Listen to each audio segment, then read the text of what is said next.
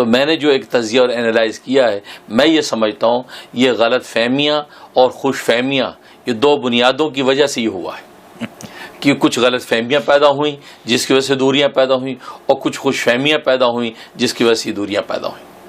چنانچہ یہ وجہ ہے کہ دو دھڑے جو آپ دیکھ رہے ہیں کہ ایک سعدانی گروپ جو مولانا سعد صاحب دامت برکاتہم العالیہ جو مولانا الیاس صاحب رحمۃ اللہ علیہ کے پڑپوتے ہیں، اور بڑے حضرت جی مولانا یوسف صاحب کاندھلوی رحمۃ اللہ علیہ کے پوتے ہیں، تو یہ وہ ہیں جو کہ گویا کہ امارت کے حقدار بن کے بیٹھے ہوئے ہیں، اور ظاہر ہے کہ وہ گروپ جو ہے وہ سعدانی گروپ کہلاتا ہے۔ اور دوسرا گروپ شورائی گروپ ہے، اور شورا کے گروپ میں بنیادی جو شخصیت ہیں وہ مولانا احمد لاٹ صاحب دامت برکاتہم العالیہ ہیں، کہ جو شورا کی وہ گروپ کے لوگ ناراض ہو کر وہ بمبے میں جا کے انہوں نے اپنا الگ مرکز قائم کیا، اور اس کا مرکز جو ہے وہ نظام الدین ہے۔ نظام الدین چھتہ والی جو ہے وہ بنگلہ والی مسجد کہلاتی ہے، تو وہ جو ہے بنگلہ والی مسجد جو ہے بنیادی ہے، تو وہ اس کا مرکز ہے نظام الدین۔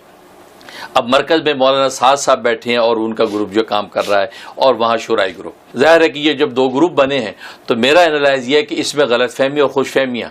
غلط فہمیاں یہ کہ مولانا سعد صاحب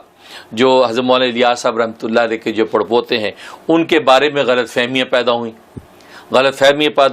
کچھ ان کی تقریریں، کچھ ایسی ان کے جو الفاظ، کوئی ایسے بیانات جس کے نتیجے میں جو ہے وہ غلط فہمیاں پیدا ہو کر بات اس طرف نکل گئی کہ لوگوں نے یہ سمجھا کہ یہ کام سے ہٹ گئے ہیں، یا مولانا سعد صاحب کام سے ہٹ گئے ہیں، جو بزرگوں نے ترتیب دے رکھی تھی اس سے ہٹتے جا رہے ہیں، اور جو یہ بیانات کر رہے ہیں ان بیانات میں یہ چیزیں قابل اعتراض ہیں، تو یہ غلط فہمی پیدا ہوئی۔ جبکہ وہ اس کی تعویل اپنے پاس رکھتے ہیں کہ میں ایک تعویل اور دلیل کے تحت یہ بات کر رہا ہوں۔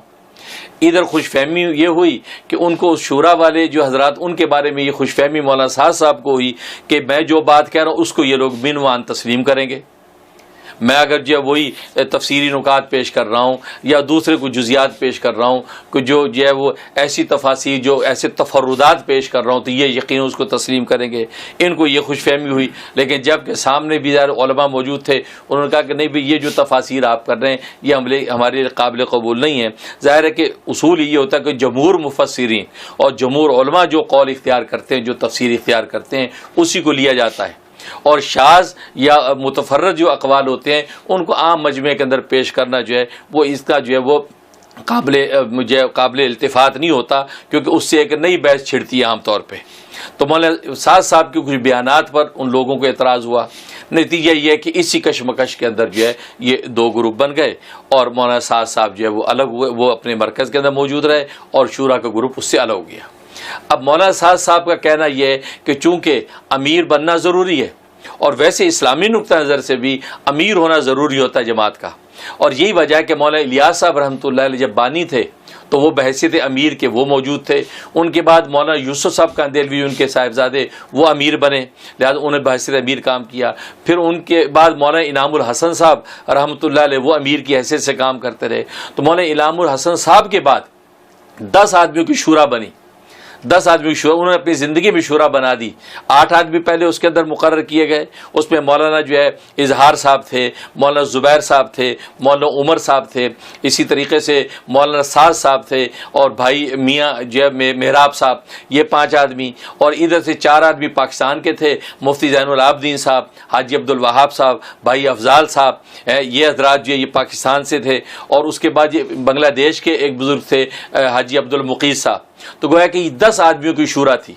یہ 10 آدمیوں، اور مولانا سعید احمد خان صاحب تھے پاکستان سے، یہ 10 آدمیوں کی شورا۔ تو یہ شورا جو ہے وہ مولانا انعام الحسن صاحب نے اپنی زندگی میں بنا دی تھی۔ جب ان کا قریب مرگ وقت آیا تو لوگوں نے پوچھا جی آپ کے بعد امیر کون ہوگا؟ انہوں نے فرمایا یہ 10 آدمیوں کی میں نے شورا بنا دیا ہے، تو لہٰذا میرے بعد جو ہے آپ حضرات یہ شورا کے لوگ مشورہ کر کے وہ ایک کو امیر مقرر کر لیں۔ یہ طے ہوا۔ اب جب وہ آپ کا وصال ہو گیا تو آپ کے وصال کے بعد یہ 10 حضرات جو ہے وہ اپنا امیر مقرر نہیں کر سکے، چنانچہ جب مولانا زبیر الحسن صاحب کو امیر بنانے کی بات آئی کہ ان کو امیر بنا دیں،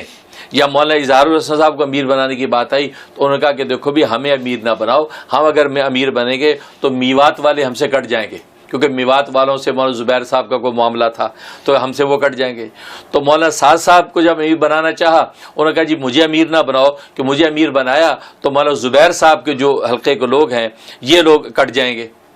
لہذا مجھے بھی نہ بناؤ. تو طے یہ ہوا کہ کسی کو بھی نہیں بناتے اور یہ شورا کے ساتھ نظام کو چلاتے ہیں.